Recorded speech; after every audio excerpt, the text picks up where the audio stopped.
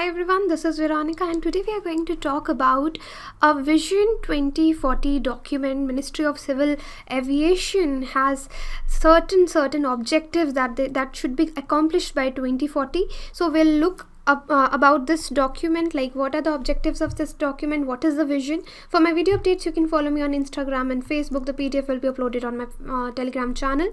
So this is our channel Study IQ. If you are preparing for any government exam, our pen drive and tablet courses are also available. For additional information you can call on numbers or you can visit our website also. So now what is the relevance of this topic in your exam? So from mains paper 3, if we talk from UPSC perspective, economy, this will be covered under this topic, and at objective level aviation related statistics could be asked, and at subjective level the potential of aviation sector dealing with various issues. So here will the dimensions of today's lecture will be, we'll talk about the highlights of Vision 2040 document, and then we'll talk about the challenges the aviation sector is facing and what are the probable solutions and what is the way forward, right? So why it is in news? Obviously I told you, because Ministry of Civil Aviation, they have unveiled the Vision 2040 document. So here we'll also discuss why such a long-term plan. Usually they make a plan for 5 years, but here they are making a plan for so many years, to till 2040 document is there, and it is highlighting the growth potential, and it will talk about different subsectors of Indian aviation and what are the key action steps required to achieve the desired objective also. Now let's firstly talk about the Indian aviation. So the total passenger traffic to, from and within India during, if we talk about the time, that is April, November 2018, and it grew by 15% year on year as compared to around globally it is 6%. So ours is growing by 15%. So this is one point about Indian aviation. And India is now the 7th largest aviation market with 187 million passengers, and this I'm talking about the financial year 2017 and 2018, and it is expected to become third largest by 2022. Now there is also a possibility of lot of cargo traffic in future also. There is a cargo traffic policy also 2025 that has been opened now. We'll make a separate lecture on the cargo policy 2025 also. And Indian aviation is witnessing great switchover from railways by the kind of population in India which is just breaking to the financial acceptable limits of flying. So there is a switchover from railways to airways.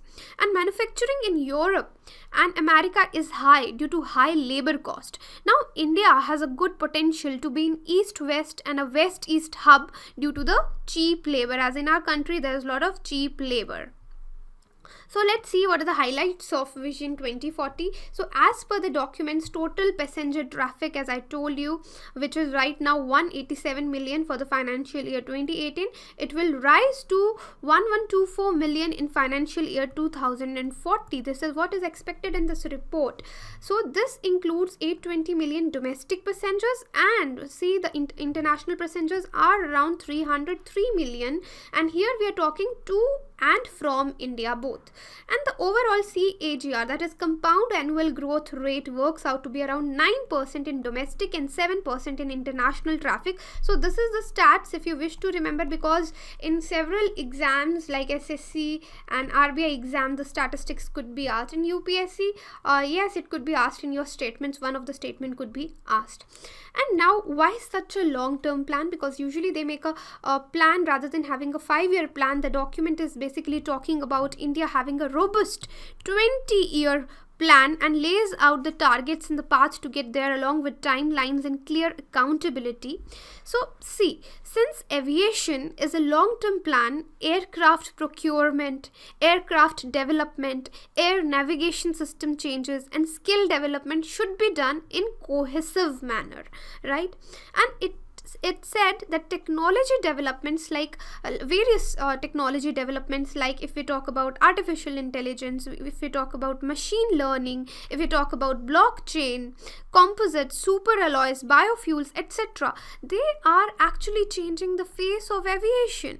Now it is humanly impossible to predict oil price or the exchange rate a month down the line, but much less the impact of technology if we talk like 10 years advance, right? So therefore we are having a long-term long-term plan, and lot of things are needed to be taken care of, especially artificial, like how technology is going to change the face of aviation. Now there is a high growth plan in it, because total passenger traffic to, from and within India, as I talked about, it has grown about 15% year on year as compared to 6% globally. So there's a high growth path also, and various initiatives. As per the document initiatives, there will be like Nav Nirman for airport capacity augmentation.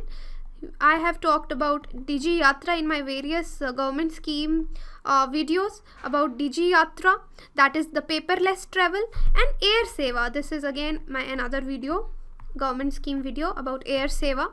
This is the online passenger grievance redressal. So they are actually bringing the various changes in the aviation sector. So now, what are the probable policy suggestions that this Vision 2040 document is suggesting? So it is said that the government may consider establishing a Nav Nirman fund also, with a starting corpus of around $2 billion, right? $2 billion to support low traffic airports in their initial phases. Even they are talking about changes in tax structure also, the tax structure for aviation turbine fuel, maintenance, repair and overhaul, that is known as MRO, maintenance, repair and overhaul, and the aircraft leasing may be gradually aligned with leading global jurisdictions. Now the concept of land pooling is also coming. And after that, it is said that DGCA may be converted into a fully independent civil aviation authority with its own sources of funding and freedom to recruit professionals at market-linked salaries. So most transactions with DGCA will be automated with minimal human interference. So these are the policy reforms, policy suggestions in this document that could be applied or that could be adopted. So now, as I told you, we'll talk about various challenges. What are the various challenges that aviation sector is facing? So this is particularly from the mains perspective, or where the subjective questions are, or in your essay if something comes, you can write these steps. So firstly, if we talk about infrastructure related problems. So India builds airports after demand rises. Usually what should be done? There should be an anticipation of things. But what we do, we build airports after the demand rises, so which delays the growth of aviation industry. And not only the lower capabilities of airports is an issue here, but there is an issue of inefficient working of other things like air navigation management, air traffic control, airline slots waiting, so etc. is an issue. Now this shortage of pilots in infrastructure, we can talk about shortage of pilots also, because as per certain reports, in the last 3 years, the average number of foreign pilots is over 300 in India, and airlines are paying huge sum to them. And after in infrastructure only, we can talk about inefficient functioning of UDAN schemes. Like 134 routes which were awarded under the scheme have not become functional yet, and hinterland of the country is not yet completely connected to the aviation sector. So there's a lot of infrastructure problem. Then there's a problem of poor financial health of Indian airlines. How? See, the airlines have tried to make a capital expenditure on acquisitions of new aircraft, which was probably much larger than they could afford. So that was based on the expectancy of steady future growth. It is around 10% now as compared to 20% early last year. So this affected their liquidity as well as their ability to service debts. After that, there are high fuel prices. Depreciation of rupee is also a reason, because when we hired so many foreign pilots, so the rupee also matters, what is the strength of rupee. So there's heavy taxation over aviation sector as compared to other transport systems like railways and buses. And once the airline ticket prices go up, people tend to switch back to railways and other modes of transportation, because if you know that after 2 months you have to travel, you may go by air. But suddenly if you need an online ticket, an air ticket, the prices are so up, like for a week you want, or even for a month sometimes. So people switch back to railways or buses. So global aviation sector currently not doing well is another reason also. Now there is another, air safety and security is another challenge. Absence of maintenance and repair organizations in India, because airlines enter in contract with foreign organizations for the maintenance of their fleet, which raises the maintenance cost also. And not much improvement in cargo traffic, despite the fact that India declared unilateral open sky 20-25 years back. Still there's not much improvement in our cargo traffic also. Now we'll talk about the solutions. So we won't change the page here, because problems, when we know the problems, now we'll talk about the solution with respect to these problems only. So we'll start from the infrastructure.